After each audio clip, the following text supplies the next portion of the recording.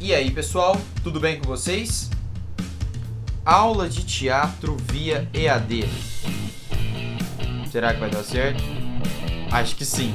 Bem, na minha matéria, dessa vez, infelizmente teremos que ter mais aulas teóricas, mas eu prometo que teremos dinâmicas à distância.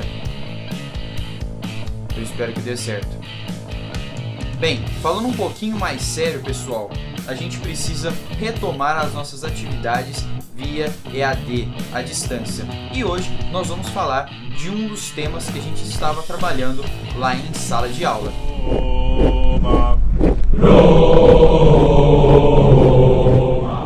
Bem, galera, nós estávamos trabalhando um pouquinho sobre o teatro romano.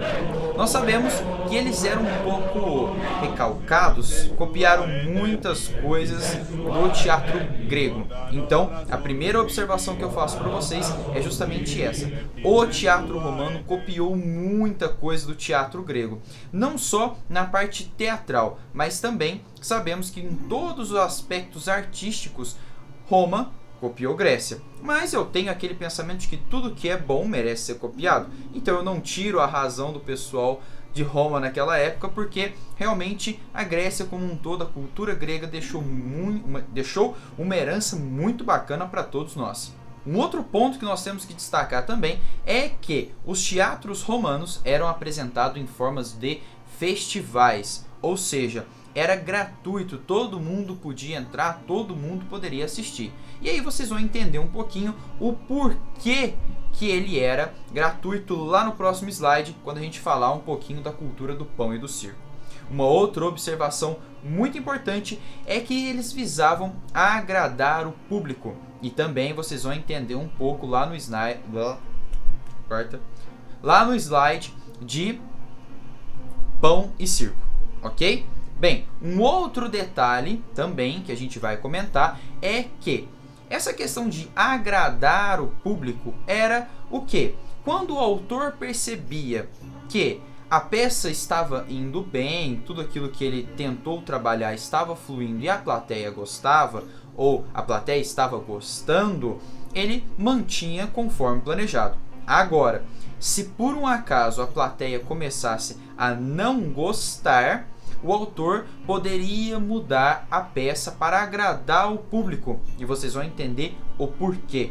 Isso jamais iria acontecer no teatro grego. Eles eram muito metódicos, eles gostavam das coisas muito certinhas. Então, jamais que algo desse tipo iria acontecer lá na Grécia. Agora em Roma, sim, estava liberado para acontecer. Agora falando um pouquinho da cultura do pão e do circo. Com certeza vocês aprenderam com um professor de história que quando tinha o Império Romano, os governantes meio que ofereciam entretenimento para a população para que eles esquecessem dos problemas que estavam acontecendo. Era uma forma de manipular toda a população. E lógico que o teatro conseguiu oferecer de alguma forma esse entretenimento. E é por isso que eu estou comentando com vocês que o teatro ele tinha nessa época uma flexibilidade muito maior. Então, como a gente comentou, ele poderia então ser mudado de acordo com se o público estivesse gostando ou não. E além disso, também era oferecido em formas de festivais, de formas gratuitas, para que toda a população tivesse acesso a essa cultura, a esse entretenimento.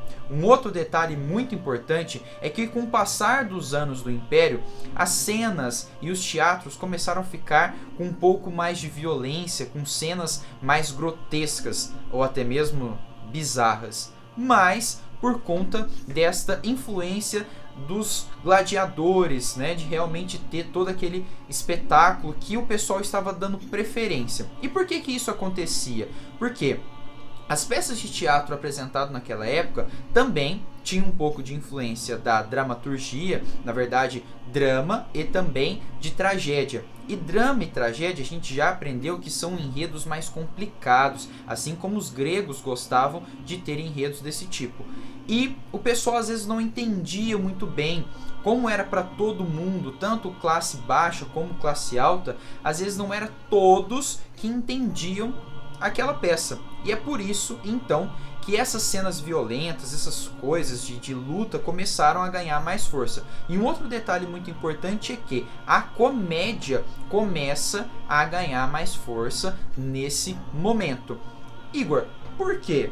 Ora, nós aprendemos que a comédia tem um enredo muito mais fácil, é muito mais tranquilo de você assistir, dirigir ou escrever uma peça de teatro que envolva comédia e, consequentemente, todo mundo poderia entender. Então, por isso que na época do teatro romano a comédia ganha muito mais força.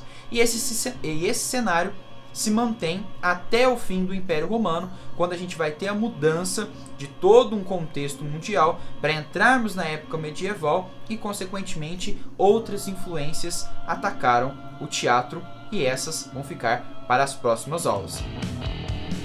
Esses são os principais pontos, então, que temos que trabalhar no teatro romano. Logo, logo teremos mais vídeos, mais coisas legais que a gente está preparando para vocês e até a próxima! Vou lá meu óculos.